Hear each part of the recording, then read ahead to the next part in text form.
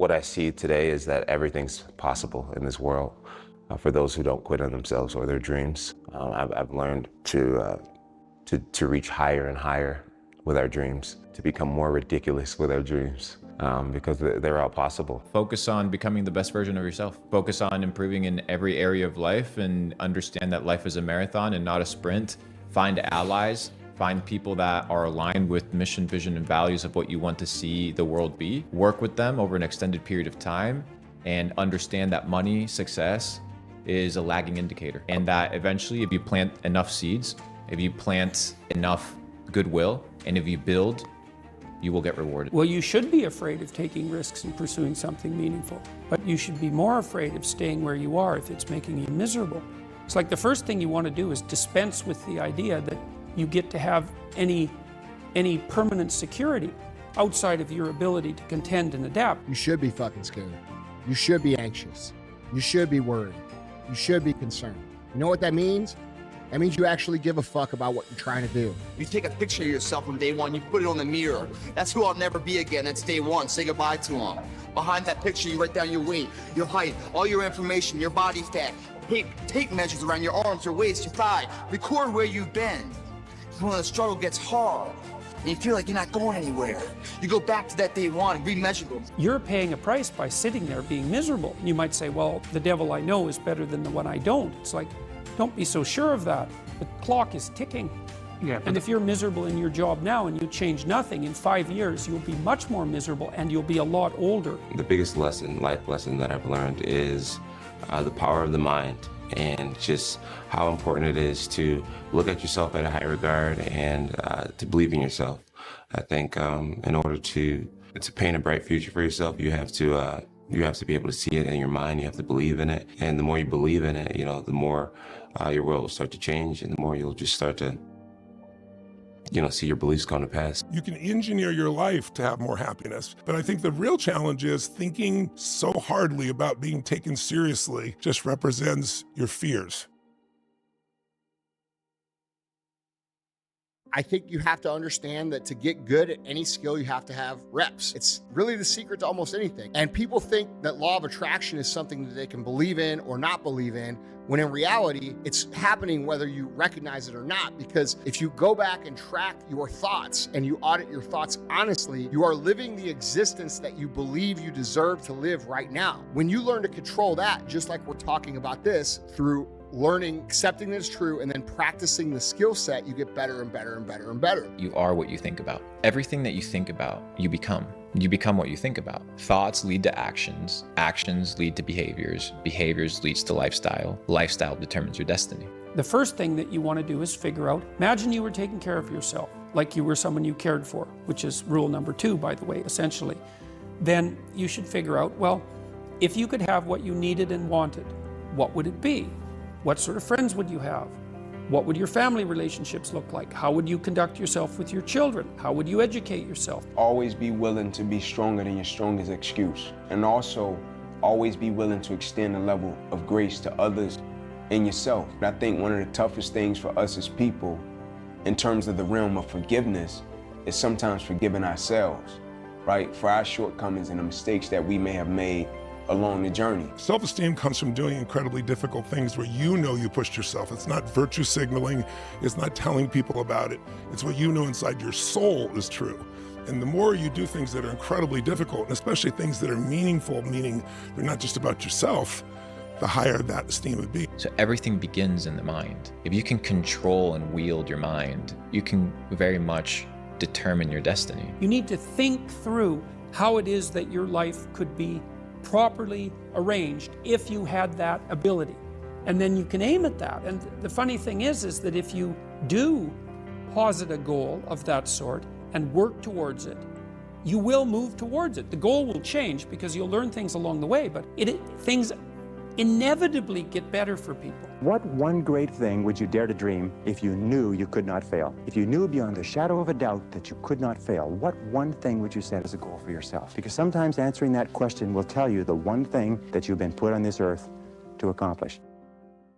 If you can determine that regardless of what your mind says, you will go to the gym, you will develop a physique, unlike 99% of society. If you decide to work on your business and you decide and you commit and you determine your mindset and you wield it, if you determine to be rich, you'll be rich. Everything is in your control.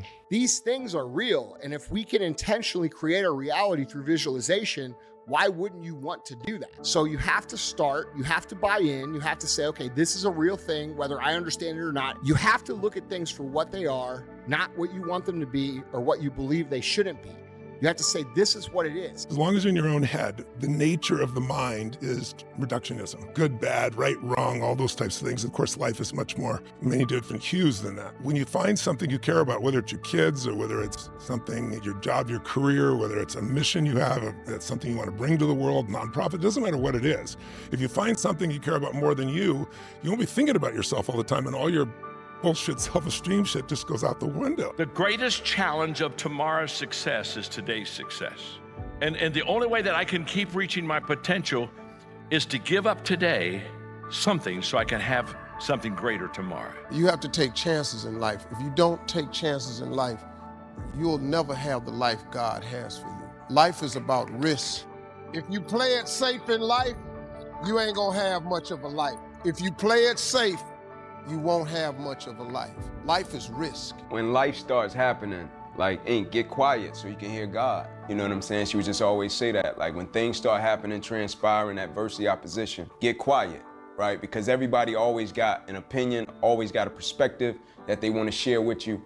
And she just always would say to me, man, get quiet so you can hear God. When I start going through it, or life start going like in a way that I don't want it to go, I try to find solitude, you know what I'm saying, so I can hear God. The most important thing is probably keep betting on yourself and bet again and roll the dice and roll the dice. What happens as you get older is you realize that these opportunities were in front of you and you didn't jump for them. Why? You were in a bad mood, or you didn't know who to call, or so forth. Life can be understood as a series of opportunities that are put before you, and they're time limited. So your philosophy in life should be to say yes to that opportunity. And yes, it's painful, and yes, it's difficult, and yes, you have to deal with your family, and yes, you have to travel to some foreign place and so forth. Get on the airplane and get it done. Bro, when you really care about something, you really want something to work, you're gonna feel stress about it. You're gonna feel anxiety about it. You know what? It means that you fucking give a shit, okay? So first thing first, I say that's normal, and I say that's great, all right? You should feel that way. Now, how do you deal with it? Here's how you deal with it. You go out every single day and you do everything you fucking can. I think spiritual development, when people talk about spiritual, not religious development, spiritual development is the level of comfort you can have with just being your real self. And I think that's not an easy task, because we all are trying to be something, but we already are the something we're trying to be. That doesn't mean you can't be better, but it's like accepting and appreciating what you really are. And instead of projecting, something else, takes a lot of pain out of your body, takes a lot of wasted energy out. It gets a lot of fears to just disappear. I think you have to work every single day. I think that's where your confidence comes from. Because when nobody's looking, that's the time that really counts. That's the time that really matters. It's a luxury to pursue what makes you happy. It's a moral obligation to pursue what you find meaningful. And that doesn't mean it's easy. It might require sacrifice.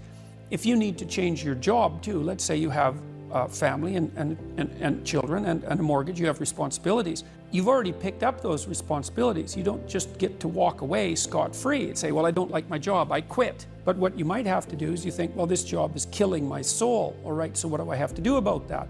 Well, I have to look for another job. Well, no one wants to hire me. It's like, okay, maybe you need to educate yourself more. Maybe you need to update your curriculum vitae, your resume. Maybe you need to overcome your fear of being interviewed. Maybe you need to sharpen your social skills. Like, you have to think about these things strategically. If you're going to switch careers, you have to do it like an intelligent, responsible person. That might take you a couple of years of effort to do properly. I think it's important to realize wherever focus goes, energy flows. So it's not about being positive. It's about being intelligent, right?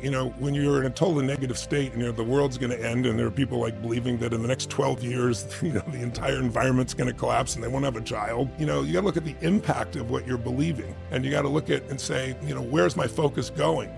I can always be upset about something. I can always find something to be joyous or at least grateful for, which leads to joy. Your life is a series of trade-offs. everything that you need in life and everything that you want in life, but you don't have it. The reason we don't have it is because it's outside of our comfort zone. So what do we have to do? We have to get out of our comfort zone. Trade-offs are all about getting out of your comfort zone. And the higher you go, the higher the price. How many Mondays have you told yourself that you were going to start? How many years have you made the same resolutions that you failed to keep? How many times have you had the conversation where you say, for real this time I mean it. No, seriously, I mean it. We're doing it this time. How many times have you told yourself that? It takes courage to pursue your dream. I just did it. It cost me everything, but eventually God is very good, man, when he sees you take a leap of faith. He supplies you everything you need. Now, it's gonna cost you something, but most people are not willing to pay what it costs to go after your dream, because you're gonna have to hurt a little bit. And I think it's having that, learning to discipline your disappointments, not allow them to grow and to move on and to use whatever life is giving you. So when you tell a cat every single day, all right, man, you gotta be dedicated, you gotta be committed, you gotta work hard. You talk to young cats, kids, we got kids, and you tell them and you stress the importance of, hey man, show up on time, right? Do what you gotta do, right? Like handle your business a certain way. And cats don't really see the value in it, right? Cats go, yeah, it's cute. Like, that sounds good. Yeah, I hear you, why me? Like, I ain't gotta do that. Cats say all type of stuff. Cats got all type of response. I'm paid already. Cats got all type of responses, right? Until something real happens, like a real situation, to where it don't matter how much money you got. It don't matter what type of car you got. It don't matter square footage of your house.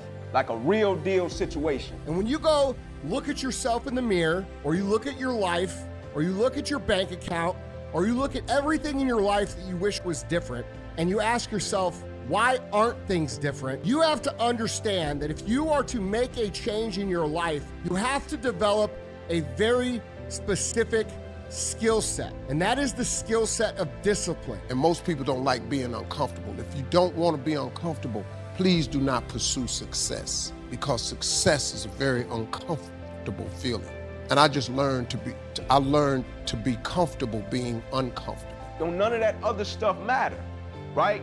But the work that you put in every single day, the mindset that you cultivate every single day, the spirit that you cultivate every single day, the work ethic, the dedication and commitment, that's you, right? That's your essence, that's your ethos, that's who you are. I think the most important thing is to become the best version of yourself, to become and achieve your fullest potential. So many people limit themselves based off of what somebody else has told them they are, based off of the limitations of their parents, their teachers, their education, the system. But you can truly become whoever you want to be. Every moment of everything you've ever gone through, God got you through it. You didn't even realize it. He just got you through it. You can't name one thing he didn't pull you through. Well, I lost my mother. I'm still grieving over that. I lost my mama 21 years ago. I still grieve over it, but I'm here. It is really about the journey. Yeah. It's just hard when you're not where you want to be in life, and if you're listening to this and you're just not satisfied with your position in life. It's hard to think that way. All you want is that thing, but you gotta somewhere along the line figure out how to enjoy yourself. Somewhere along the line, figure out how to just go as hard as you can, but also enjoy it. Try to enjoy it, because that changes the whole tone of the experience, and I think that makes you more successful. The most important thing for self-esteem is to find something you care about more than yourself. I don't think it's bad to be hard on yourself, as long as you also celebrate when the victories happen. So many people will tell you, I have poor self-esteem because when I was a kid, people said this to me and that to me. It's convenient that we remember those things and not the positive things that also occur, obviously. You have to believe in yourself. You have to believe that it's possible, because you can create your reality. You ask yourself, what bothers me about me? Okay, now you have a domain. You think, well, man, some of those things, I don't know how to fix them. Fine, don't fix them. Fix some of the things you could fix. And it's like, you see people, their lives are so chaotic. It's just chaos everywhere. It's like, where do you start dealing with chaos? Wherever you can, put something in order by your own standards of order, and then see what happens. Because what'll happen is now you got a little corner of order. It's an obsessiveness that comes along with it. You want things to be as perfect as they can be, understanding that nothing is ever perfect. But the challenge is trying to get them as perfect as they can be. And what can you do? It's in your control. So control what you can. I can watch film all day long. It's going to help me Get better. Yes. Yes. But I think it's more important is to realize that self-esteem is earned. It's only earned by you with yourself. You're not going to get self-esteem because everybody praises you. Someone can tell you your whole life that you're brilliant, you're a genius, you're beautiful, you're handsome, and you not believe it. Someone can tell you you're a piece of crap and you're never going to become anything. And there's a part you can say, I'll show you, as many people have, and then they develop drive out of it. The perception that you have of the world, if you think there's only scarcity, there's no opportunity, that's how you are going to interact with reality. If you think that there's abundance, if you think that there's opportunity, then these things will manifest themselves to you. So you have to believe that you can, and the way that you can get to that state, because a lot of people are like, I have a lot of doubt. So do I. I have it all the time. If you're in a spot and you don't know what to do, and you're not sure where to go, and you don't know where the right direction is, start walking and start looking for opportunities, and they'll show up.